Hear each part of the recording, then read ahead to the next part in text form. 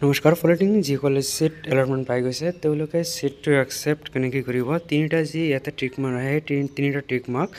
কোনটো কি অপশ্যন হ'ব একসেপ্ট নকৰিলে কি হ'ব তো গোটেইখিনি আপোনালোকক জনাম যে একসেপ্টেন্সৰ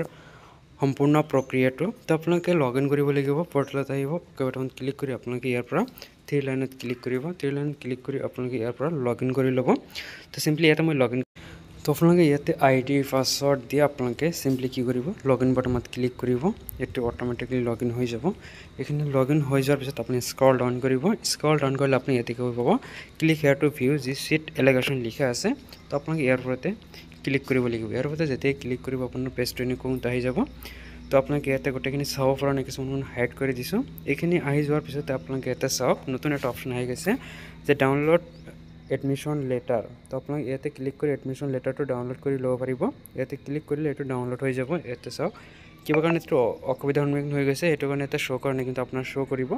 ইয়াৰ পিছত চাব যে একসেপ্ট এলিগেশ্যন বুলি লিখা আছে তো এই একসেপ্ট এলিগেশ্যনত আপোনালোকে ক্লিক কৰিব লাগিব তো একসেপ্ট এলিগেশ্যনত আপোনালোকে যেতিয়াই ক্লিক কৰিব আপোনালোকে অপশ্যন কেইটা আপুনি দেখিবলৈ পাব এইফালে গোটেইখিনি ডিটেইলছ আহি যাব আৰু তলত আপোনালোকে এই অপশ্যনটো আপোনালোকে দেখিবলৈ পাব প্ৰথমটো দিয়া আছে যে টাৰ্মস এন্ড কন্ডিশনৰ ডিক্লাৰেশন ইয়াতে লিখা আছে যে ইউআৰ ডিক্লাৰেশন প্ৰথমটো দিয়া আছে I agree to terms mention in the guideline যেটা দিয়া আছে এটা আপোনালোকে মানি ল'ব লাগিব একসেপ্ট কৰিব লাগিব দুই নম্বৰ দিয়া আছে যে কন্ডিশন অফ ৰি এলিগেশ্যন এটো দিয়া আছে এটো একসেপ্ট কৰিব লাগিব আৰু আপোনালোকে এটো তলৰ নম্বৰটো আৰু 3 নম্বৰটো এটো আপোনালোকে সিলেক্ট কৰিব লাগিব টিক মাৰ্ক কৰিব লাগিব তো গোটেইটা আপোনালোকে টিক মাৰ্ক কৰিব যাতে কোনো এটা ভাত নপৰে এনেকৈ টিক মাৰ্ক কৰি আপোনালোকে আৰু মনত ৰাখিব এটো ওয়ান টাইম কিন্তু আপোনালোকে এটো দুইবাৰ তিনিবাৰ চান্স নাপায় এটো এবাৰে অপশ্যনটো আহিব তো এই কাৰণে আপুনি তিনিটা টিক মাৰ্ক কৰি আপোনালোকে সাবমিট বাটনত আপোনালোকে ক্লিক কৰিব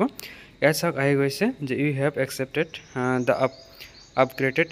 allotment তো এনে কিন্তু এনে আহি যাব তো আপোনালোকে কি কৰিব লাগিব এনে কিন্তু আহি যাব পিছত আপোনালোকে আৰু একো কৰিব নালাগে জাস্ট আপোনালোকে দেখিবলৈ পাব যে আন্ডাৰ ৰিভিউ এট কলেজ তো আন্ডাৰ ৰিভিউ এট কলেজ এটো আপোনালোকে যেটো এটো আহিব ইয়াৰ পিছত আপোনালোকে কৰিব লাগে কোনে আপোনালোকে কলেজ যাই পিনে ডকুমেন্টস ভেৰিফিকেশন কৰিলে আপোনালোকে পিছত যদি আপগ্ৰেডেশন কৰিব লগা হয় আপগ্ৰেডেশন অপশ্যনটো আপোনালোকে পাই যাব আপগ্ৰেডেশন কৰিলে তাৰ ৰাউণ্ডত আপোনাৰ ৰিজাল্টটো আহি যাব